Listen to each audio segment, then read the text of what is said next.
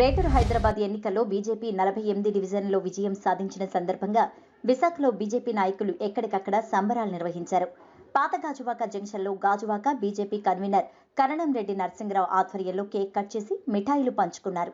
ఈ సందర్భంగా కరణంరెడ్డి నరసింగరావు మాట్లాడుతూ భారతదేశమంతటా మోదీ పరిపాలన కోరుకుంటున్నారని, తెలుగు రాష్ట్రాల ప్రజలు కూడా మోదీ ప్రభుత్వాన్ని కోరుకుంటున్నారని తెలిపారు. రానున్న జీవీఎంసీ ఎన్నికల్లో భారతీయ జనతా పార్టీ విజయ పరంపర కొనసాగిస్తుందని కేఎన్ఆర్ తెలిపారు. ఈ కార్యక్రమంలో బీజేపీ నాయకులు, కార్యకర్తలు తదితరులు పాల్గొన్నారు.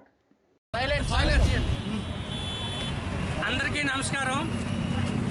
ఈరోజు తెలంగాణ రాష్ట్రంలో జీహెచ్ఎంసీ ఎలక్షన్స్లో మొత్తం 150 సీట్లకు గాను 145 సీట్లకి ఇప్పుడు కౌంటింగ్ జరుగుతుంది.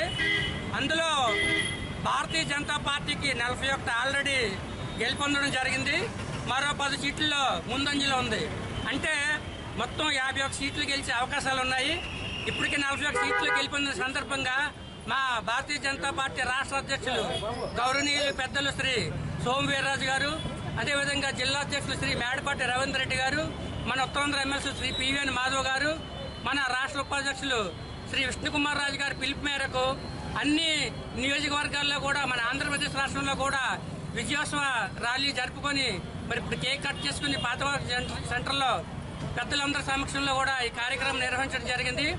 ఎందుకంటే భారతీయులందరూ ఆలోచిస్తున్నారు. భారతదేశం కోసం నిస్వార్థంగా పనిచేసే దేశ ప్రధాని శ్రీ నరేంద్ర మోదీ గారి నాయకత్వం రోజు రోజుకి బలపడుతుంది. ప్రపంచవ్యాప్తంగా ఉన్న భారతీయులందరూ ఆలోచిస్తున్నారు. అందుకే మొన్న దుబ్బాకలో కూడా ఘన విజయం ఇచ్చారు ప్రజలు. అదేవిధంగా ఇప్పుడు టీఆర్ఎస్ మాకు 100 సీట్లు పైగా వస్తాయని వాళ్ళు ఎన్నో ప్రగల్భాలు పగిలారు. కానీ ఇప్పుడు ప్రజలు తగిన బుద్ధి చెప్పారు. మాకు గత ఎన్నికల్లో 4 సీట్లు మాత్రమే ఉన్నాయి, ఇప్పుడు 40 పైగా వచ్చాయి.